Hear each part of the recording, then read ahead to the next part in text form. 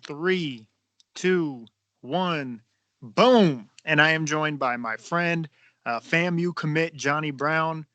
How you living? How you living, bro? I'm doing all right. Corona stuff going on. Got to make a way.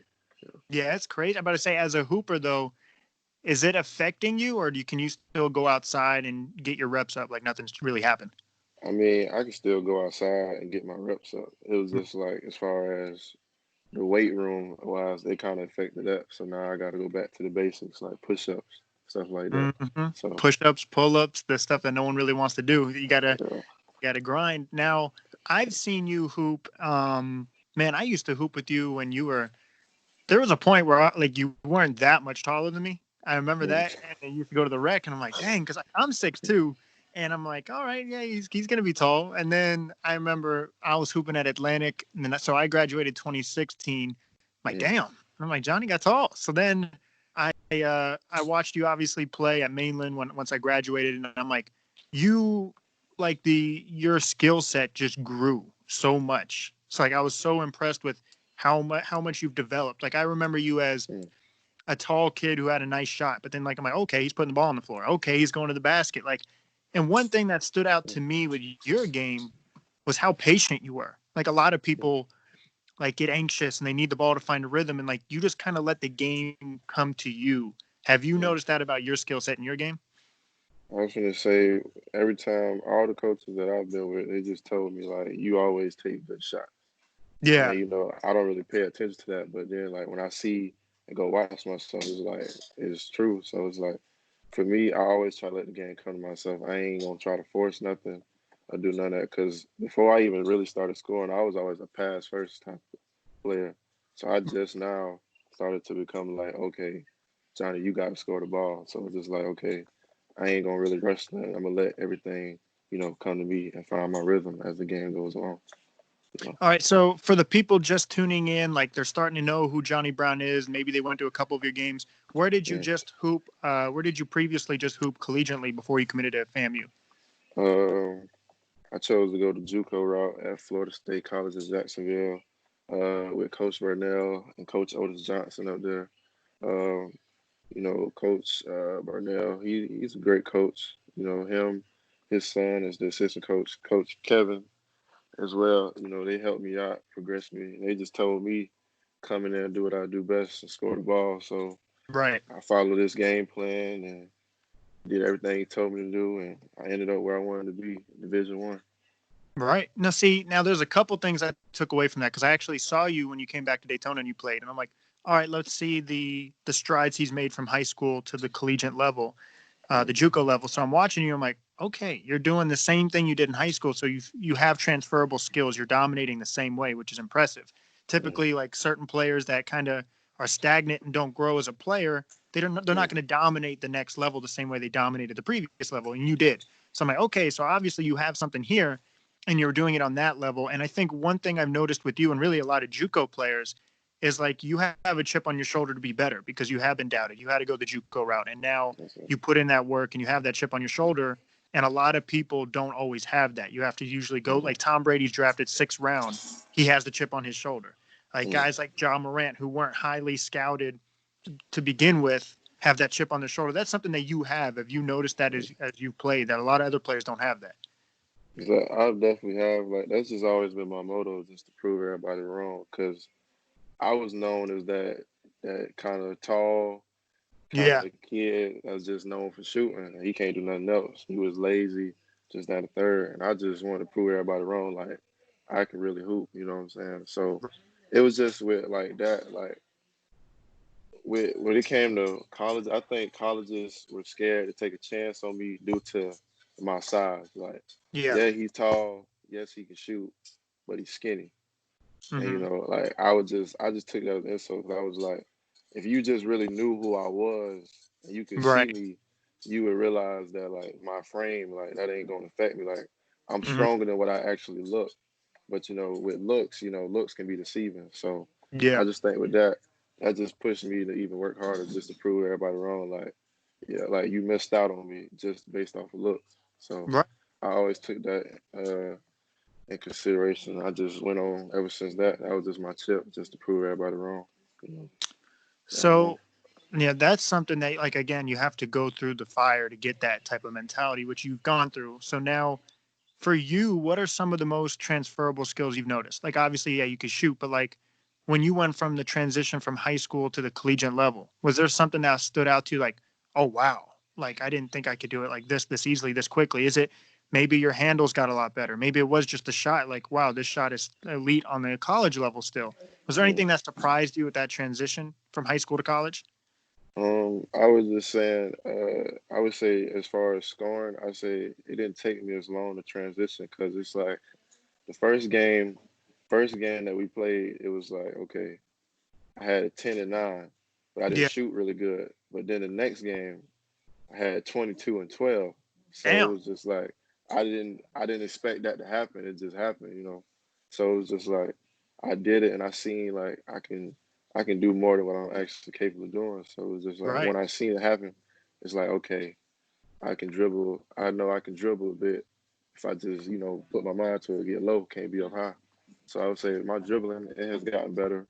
It still isn't to where I want it, but that has definitely gotten better. And I would say my rebounding has definitely gotten off the charts because I almost had a 20 rebounding game. So, as a freshman, a true That's freshman coming out of high school. So it's just like my skill set has grown tremendously. And I'm just going to keep on working to get them better. yeah. Now, okay. So how tall are you? So I am 6'8". So you're about you're 6'8" with some basketball shoes, what, maybe 6'9". So it's Yeah, like, with shoes, I'm 6'9". Yeah. okay, so 6'9" with an elite shot. That alone right there is what separates you. Now, if you develop that handle, that comfortable handle, it doesn't have to be the point guard type handle, but if it's the handle that's like, oh wow, like you can't play up on him because he can make a move. He's got moves in his bag. He can get past you. That's what I think is going to separate you from the good college players, and then there's the great college players. Like, Mhm. and you texted me. You had obviously some options going into where you were going to take your talents, Mhm. and FAMU. I remember texting you. I was like, it's just about fit. Like every situation is different for each player, and Mhm. what's the best fit for you. So, what were some of the Mhm. things that you had to think about? What were some things that stood out to you? Why did you choose FAMU? Um, well, when it really came down to it, my mind was it was pretty much, do I leave now and go the HBCU route and Yeah, have 3 years of eligibility left? Or do I stay another year, produce numbers, go somewhere bigger, but only have 2 years? right. Because, 2 years of college basketball go by in a snap of a finger. So Yeah, I know tons of JUCO players. They just like, I wish I had another year, or more time at that school to do more. So it was just like I was debating between those two, and then I kind of just forward to like I'm just gonna leave this year, go HBCU route, and just prove that I can do. You can do great things going the HBCU route as well. Like yeah. a lot of people doubt the HBCU route because Hmm. everybody's chosen high majors, but I chose that route, and then with FAMU, Coach McCollum, he built a good relationship with me. Like he just kept in touch with me like every day, every day, every day, like Right. or either every other day. Like how you doing? Like it wasn't even just about basketball. And It's like, then yeah, about life. Like he was checking on me about my grades, like how you doing with your school, right. everything all right. Asking me about my family, That's great. calling. I mean, and then like recruiting wise, like he came to my house the day before the NCAA released that dead period of like coaches or you can't visit the campuses and stuff. So he came the day before that and like he came prepared. Like he broke it down, showed me like this is what you're gonna do, this is how I'm gonna use you, That's and great. talked to my parents, and then he was just, I mean, he was calling my high school coach, head coach Yeah. at Jacksonville, just asking them, telling them stuff down the third. So he was just on it, like he was prepared. So and I built that personal relationship with him as long like the more and more me and him talk, I just felt comfortable with him. Right. Right. So then after that, I just made the decision to go at FAMU because I felt like they have a good team, and then me coming in, Hmm. I can give them that extra boost to even go further and higher with the program. So That was Right. just my decision with them choosing FAMU.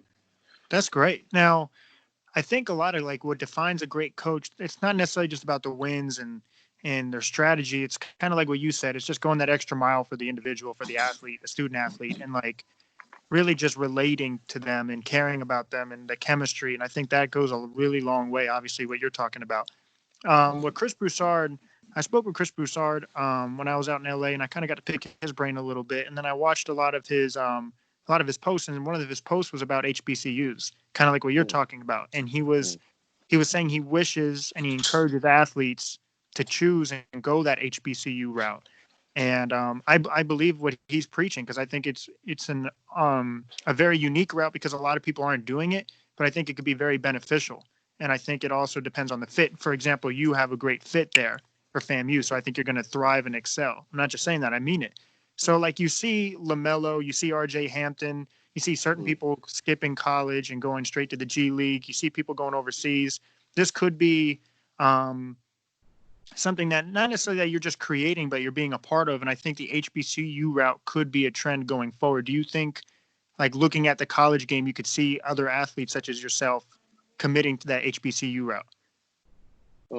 I definitely see it happening. I would say because HBC route, it's like you're gonna, it's like somewhat of a different experience if you choose the HBC route Right. compared to the high major PWI. It's like it's gonna be two different scenarios, you know. So I feel like students, it's gonna eventually happen where four Right. stars, 3 stars, and 5 stars eventually choose the HBC route over high majors. Like for example, the Noah kid, he just chose East Carolina as a 3 star, Yeah. so he chose that over high majors. So I mean, that helped it out a lot right there. Yeah. So like athletes, I think they definitely gonna consider HBC routes. And then for example, one of the top, he's like a top JUCO player as well. He plays at Logan. He played at Okay. Logan with Jay Scruggs. He said he narrowed all his schools down to straight HBCUs. So like it's starting to trend. Like it's Yeah. trending now. So and I was like, that was great for the HBCU community For because sure. the community like it's so family based. Like as much as it's a rivalry, it's still like a family base. Like all of them come together like on the Right. same goal. So I really feel like it's helping out. Like HBC route is gonna make his rise up in the college game. Right. That's one thing I've noticed because my brother Rob, he plays football for Bethune Cookman. And like I go on their campus a lot or like whenever we had games and stuff. And it's like you just notice what you're talking about. It's just a different atmosphere. It's a family feel. And I think that goes a long way. Now, for you yourself, what are your expectations? Obviously, you think you're a forward thinker. You're obviously thinking far ahead. You told me 3 years instead of 2 years. Um, so, what would be some individual goals you have for yourself this upcoming season? I would just say for the first year, I just want to go in and fit. Well, I wouldn't say fit in, but just see like make my spot and just be comfortable, get like comfortable and make myself like fit in around with the guys. So Right, like I want to be able to play along with everybody game. I don't just want everybody to play around me. right. That's So smart. That goes a long way. because I want to, because without chemistry and trust with your teammates, it's nothing. You can't do nothing or win no games at all. So it's just with that alone, I just want to get in, see how I fit along with the team and the coaching staff and the program. So that's most likely my first as a first year goal. And then that my junior year, I would say that's when that would be my takeoff rising year. Is like, Yeah. okay, separating myself from So, here on that high level and on the program. So I would say those are my goals as of right now. And then senior year, that's just the year to ball out, yeah, but I say ball, take over. take over, get my degree, and preferably, get that call from, an NBA scout or overseas scout. So, Yes, sir. I mean, I'm impressed. I'm not even just saying that as a friend. I'm impressed because a lot of people who are like kind of, I'm not trying to use the word like just young because obviously you're a grown man. I'm just saying like mhm, typically younger players like, oh, I want to do this, I want to drop this, and it's just like all about team oriented with you, and that's impressive because coaches love to see that. Coaches love to see, and then honestly, that's going to help you in the long run too, because you being able to fit in any system obviously makes you a very attractive piece for other coaches, other scouts looking at your game. One thing I wanted to talk to you about was MJ's Last Dance, because it was last night. Have you been watching MJ's Last Dance? I have not got a chance to watch it yet. Man, I what's going know. on with you? I watched a piece of it. I watched the Scottie Pippen one, Okay, but as far as like the whole thing, I haven't got a chance to watch it yet. man. I know that sounds crazy, but I haven't. But I will watch it though. Are you a Bron or a Jordan guy? Because I mean, you could be both, but typically the people I've spoken to, it's either one or the other. Okay, as far I would say, me growing up, Okay. my GOAT was LeBron. Like Okay. Yeah. Yeah. because I was born in 2001, so me growing up, that's who I seen. It was Kobe and it was Bron. And, Bron. you know, them two going at it. So it was just like my GOAT is LeBron. Now I ain't saying MJ. MJ is by far. We all know MJ who MJ is. Yeah. But Yeah. I'm Yeah. just saying, as me growing up, that's who Right. I seen as LeBron. So I can't. That's what I'm Right. gonna go with. Yeah. I'm not too much. Nothing against MJ. Nothing against MJ. Nothing against. Yeah.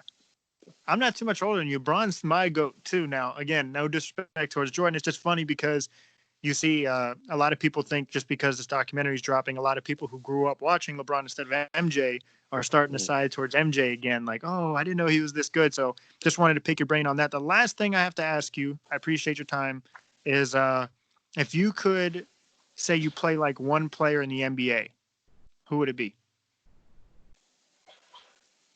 One player I play like, I would probably say it's probably well, he don't play anymore, but I would say Chris Bosh. Like I would That's, say I'm like a yeah. perfect mirror of him. Yeah. Left-handed, stretch forward, can put the ball on the floor if he has to, rebound great, and plays defense. I would say that's pretty much my mirror, pretty much. That's a But I great. would say That's what I was thinking too. And he plays defense. He's an underrated exactly defender. underrated defender. Exactly. So I'm saying I would say I'm literally a mirror of him because Damn. I idolize my game off of him. I would say I idolize my game off of him, Dirk, and Katie, just known as tall and being able to shoot. Dirk my favorite player, so I definitely idolize his game. Dirk is? Yeah, Dirk my favorite player. So you got the one leg mastered? Yeah, I got it, man. I just never put it out because I'm scared of what the coaches say if I did it. Because you know, if you miss a shot like that, it's gonna seem as a bad shot. So you know, Yeah, that's true. But I mean, if you're hitting it in practice and you're 6'9" already in those basketball shoes and you got a lethal shot, I mean, it's going to be really hard for people to stop that, though. exactly. I never pulled it out yet, but I assume Till will pull it out. I'm So about to say I need to see the one leg at least one time. I would say I'll definitely pull it out this season with FAMU. Hopefully, Okay. the coach don't get mad at me and pull me out. But I definitely will pull it If out. he does, I didn't tell you to do it. Okay. I got you. Man, I appreciate you. I'm gonna have to have a shootout with you. It's been a while since I played with you. Now that's what I do. I'm a shooter. So if you outshoot I know me, you are a shooter. then it's something real right there. But I appreciate it, man. Johnny Brown, where can people find you if they're listening to this? They're a fan of you. They want to check you out. Instagram, Twitter. What are all your handles? Instagram is it's Johnny Weekend, no All right. spaces, and then my Twitter is just Johnny Weekend again as well with the extra with 2 D's instead of one. So that's mostly my main social medias, just There. Instagram and Twitter. Keep you updated on those with my journey with FAMU. So you know I'm every excited. hope. I'm excited. You're going to take off. So I appreciate you giving me this time. Don't forget about us little people when you start to explode. Oh no, I'm never gonna forget about my people. Never. There you go. I appreciate you, man.